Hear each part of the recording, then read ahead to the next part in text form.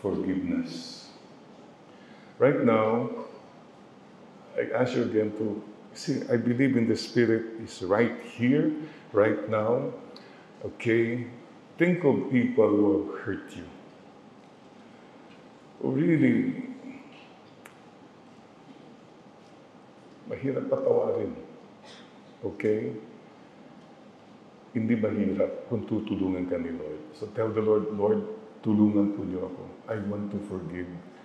Bahala na po kayo sa kanila. Then you are free. You're free. When you forgive, you set a prisoner free. And who is that prisoner? That's you. If you want to be free, you must learn to forgive. Bakit ka nagbubuhat ng kung ano-ano dyan?